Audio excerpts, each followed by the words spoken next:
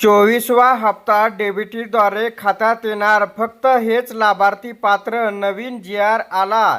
या ठिकाणी स्क्रीनवरती आपण पाहू शकता 8/7/2026 रोजी मुख्यमंत्री माझी लाडकी बहीण योजनेसाठी सन 2026-27 या आर्थिक वर्षामध्ये निधी वितरित करण्याबाबतचा नवीन शासन निर्णय आलेला आहे.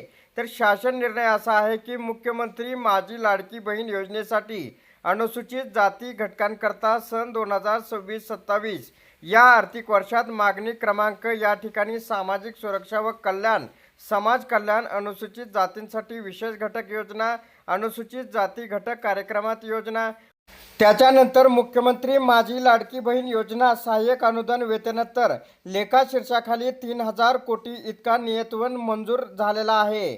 आता आणखीन सविस्तर अपडेट आपण पुढे या व्हिडिओच्या माध्यमातून पाहणार आहोत.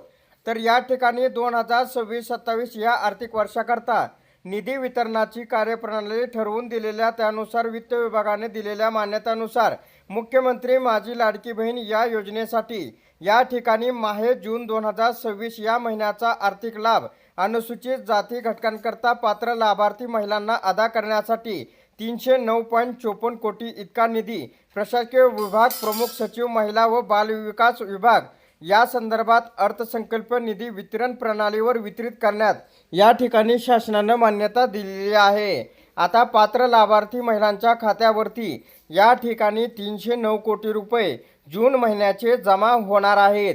आता या ठिकाणी ही एक अत्यंत महत्त्वाची आणि महिलांसाठी दिलासादायक अपडेट आहे. आता 24वा हप्ता थेट पात्र लाभार्थ्यांच्या खात्यावरती 1500 रुपये जमा होणार आहे.